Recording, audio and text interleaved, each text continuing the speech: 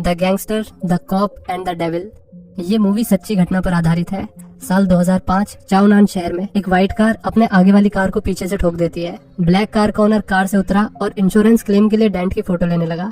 जिस आदमी ने उसकी कार को ठोका था वो उससे अजीबोगरीब बातें करने लगा और अगले ही पल उसने दूसरे आदमी पर छुरे से हमला कर दिया और फिर उसे उसकी ही कार में ले जाके मार डाला। फोटोग्राफर से लाश बनने में इस आदमी को ज्यादा देर नहीं लगी। खैर, इसके बाद किलर अपनी कार में बैठ के निकल गया। अगले दिन कोरियन सिंघम ताइसुक क्राइम सीन पर पहुंचा। सुराग की तलाश में वो लाश को देखने लगा।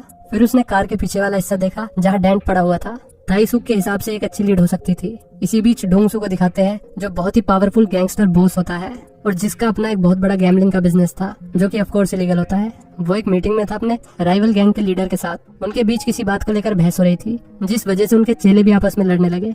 डोंगसू ने पहले तो अपने बंदे की गुद्दी लाल करी और फिर दूसरे बंदे के मुंह में हाथ देकर उसके दांत निकाल लिए और बोला कि जब बड़े बात कर रहे हैं तो तुम लोग की आवाज कैसे आ रही है। ये देखकर दूसरे गैंगस्टर की हालत पतली होने लगी। डोंगसू ने उसे दांतों वाली शराब पिलाकर डील फाइनल कर ली। पुलिस स्टेशन में ताइसुक ने अपने बॉस को किलिंग से रिलेटेड कुछ एविडेंस दिखाए और बताया कि पिछले कुछ दिनों में हुए मर्डर्स का पैटर्न सेम है और उन्हें मारने के लिए भी सेम हथियार का इस्तेमाल किया गया है, जिसका मतलब ये हुआ कि ये किसी सीरियल किलर का काम है। लेकिन उसके बॉस ने उसे लताड़ दिया। उन्हें लगा कि ताइसुक ज्यादा ही हॉलीवुड मूवीज देख रहा है। उसके बाद गैंगस्टर अकेला ड्राइव पे निकलता है ताकि बिजनेस को लेकर उसका दिमाग क्लियर हो सके। तभी उसकी कार को पीछे से किसी ने ठोक दिया। शुक्र है कार को ही ठोका। ये कोई और नहीं बल्कि सीरियल किलर ही था। डोंगसू ने उतर के देखा, डेंट बहुत हल्का सा था, इसलिए उसने दूसरे बंदे को जाने के लिए बोला। लेकिन तभी उसने पीछे से हमला कर दिया। छुरा लगने के बावजूद भी डोंगसू ने अपना बचाव किया और किलर का भी भूत बना दिया। इस बार किलर गलत आदमी के हत्थे चढ़ गया था। किलर ने गैंगस्टर को अच्छे से जख्मी कर दिया और फिर गैंगस्टर ने भी किलर का छुरा लेके उसी के सीने में घुसा दिया। जब किलर को लगा कि इस मोटे की चर्बी में मेरा छुरा नहीं घुसेगा तो वो कार में बैठा और डोंगसू को हिट करके भाग गया। गैंगस्टर को जल्दी से हॉस्पिटल ले जाया गया। इसी बीच उसके चेले ने दूसरी गैंग पर हमला कर दिया, ये सोचकर कि इनके बॉस ने ही डोंगसू पर हमला करवाया होगा। दूसरी तरफ किलर खून रोकने के लिए अपने घाव पर स्टेपलर लगा रहा होता है।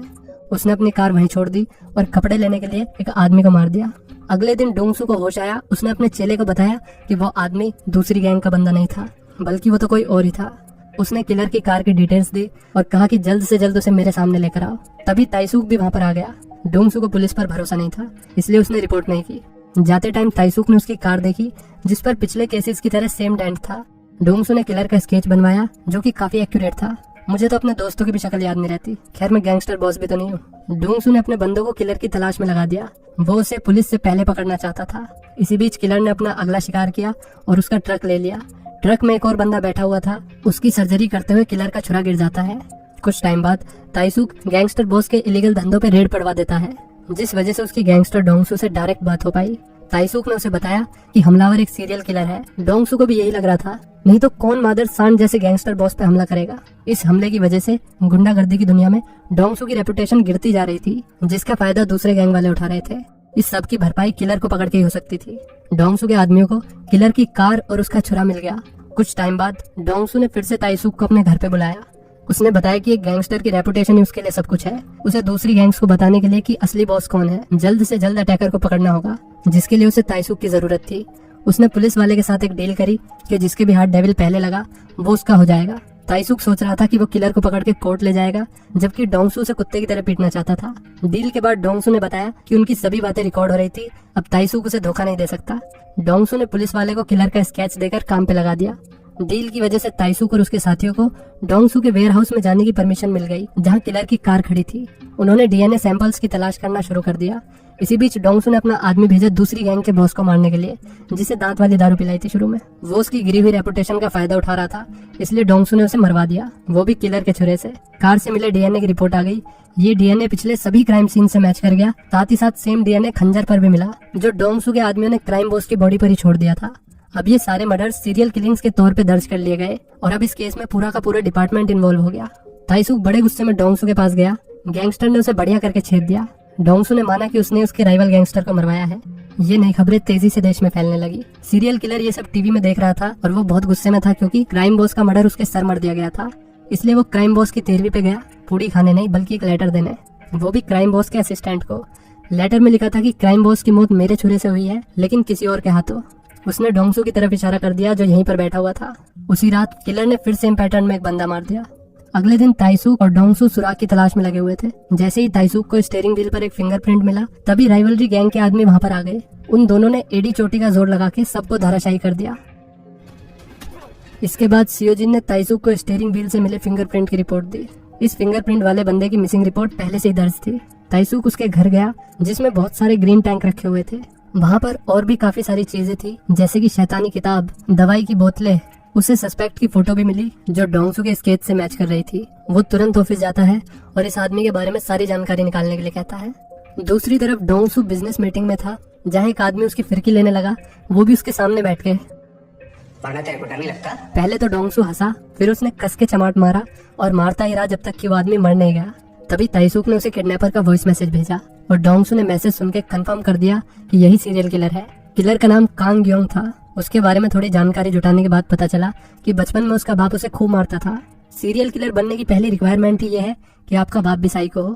खैर, इसके बाद डोंगसू ने ग्योंग की फोटो सभी में बांट दी और फिर उसकी पूरी गैंग उसे ढूंढने में लग गई। उन्होंने शहर का चप्पा चप्पा छान मारा, पर उन्हें कामयाबी हाथ नहीं लगी।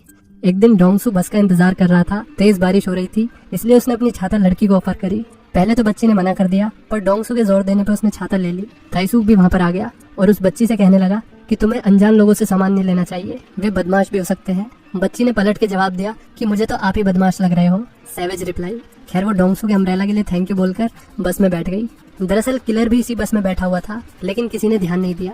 शाम को गैंगस्टर्स और डिटेक्टिव साथ में बैठकर खाना खा रहे थे, तभी न्यूज में दिखाते हैं कि शहर में एक और मर्डर हो गया। टीवी में डोंगसू की अम्ब्रेला भी दिखती है। डोंगसू समझ गया कि ये वही बच्ची है जो उसे बस स्टॉप पे मिली थी। वे सभी तेजी में उठे और किलर की तलाश में हर मोटल, हर रेस्टोरेंट, साथ ही साथ बस के रूट को भी छान मारा। आखिरकार उन्हें एक मोटल मिल गया, जिसके ओनर ने कंफर्म कर दिया कि ये बंदा यहीं रुका हुआ है, लेकिन वो भी यहाँ पर नहीं था। वे सब उसका इंतजार करने लगे, जैसे शेर अपने शिकार का इंतजार करता है। किलर देर रात में आया। सभी लोग बेसब्री से उसका इंतजार कर रहे थे। जैसे इंडिया पाकिस्तान का मैच देखने के लिए लोग इंतजार करते हैं, वैसे इसका इंतजार हो रहा था। लेकिन तूफान से पहले के सन्नाटे को किलर ने भांप लिया और गाड़ी की स्पीड बढ़ाकर तेज निकल लिया। पुलिस वाले और गैंगस्टर्स की फौज उसके पीछे पड़ गई। एक बहुत लंबे और खतरनाक चेज के बाद 3 कार आपस में टकरा गई। किलर कार से निकल के भागने लगा। वे लोग भी उसके पीछे भागने लगे। उसे पकड़ने के चक्कर में वे तीनों अलग अलग हो गए। इसका फायदा उठाकर किलर ने गैंगस्टर के चेले को मार दिया। गैंगस्टर डोंगसू उसके पास आया। मरने से पहले उसके चेले ने उसे बताया कि वो किधर भागा है। डोंगसू खून के धब्बों का पीछा करते हुए एक कैरियो के बार में पहुंच गया, जहां उसने देखा कि 2 लड़की गाना गाते हुए रो रही थी। वो समझ गया कि किलर अंदर ही है। किलर भी अंदर उसका इंतजार कर रहा था। डोंगसू ने दरवाजा तोड़ दिया और दरवाजे में से ही मार मार कर उसे अधमरा कर दिया। वो उसे चावल की बोरी की तरह खींच के ले जा रहा था। ताइसूक ने उसे आवाज दी, पर गैंगस्टर ने उसे इग्नोर मार दिया। ताइसूक समझ गया कि उसे अब कुछ नहीं मिलेगा। डोंगसू से अपने वेयर हाउस ले गया। वहाँ उसने डेविल की खूब चिताई की, लेकिन वो बस बेहाव की तरह हंसता ही रहा। फिर डोंगसू ने उसके टुकड़े करने के लिए फरसा उठा लिया।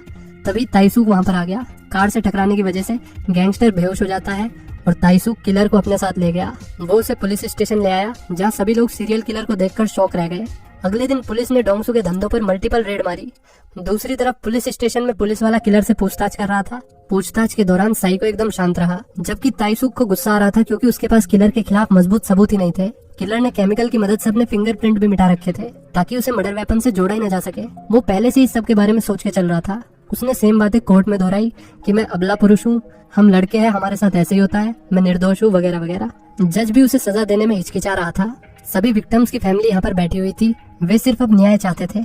फिर प्रोसिक्यूटर ने एक गवाह को बुलाया, एक लौता गवाह जो डेविल के हमले से बच गया था, डोंगसू। पिछली रात ताइसूक मदद मांगने के लिए गैंगस्टर के पास गया था।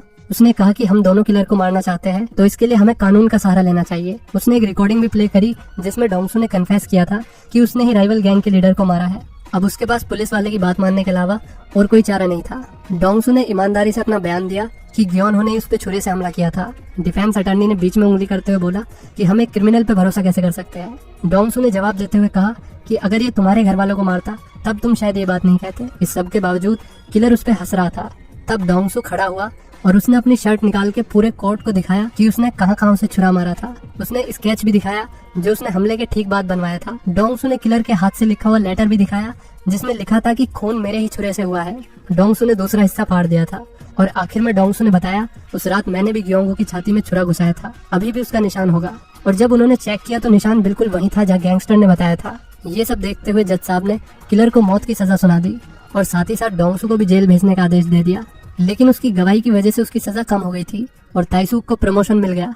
डोंगसू जेल में जाता है जहां उसके सभी आदमी उसे झुककर सलाम करते हैं। दूर बेंच पे एक लकड़बग्गा बैठा हुआ था जिसे देखकर डोंगसू हंसने लगा। दरअसल डोंगसू एक ही शर्त पर गवाही देने के लिए माना था कि पुलिस वाले उसे उसी जेल में डालेंगे जिसमें किलर होगा। इसके बाद डोंगसू रस्सी लेकर डेविल के पास जाता है जब वो नहा रहा था। उसने कहा जो खेल हमने शुरू किया है उसका खत्म होना भी जरूरी है। तभी वो हंसने लगा और किलर बस रो ही देता, तभी मूवी खत्म हो गई। गाइस कोरियन नाम लेते हुए जीप टेढ़ी हो गई आज। अगर थोड़ा सा भी मजा आया हो तो वीडियो को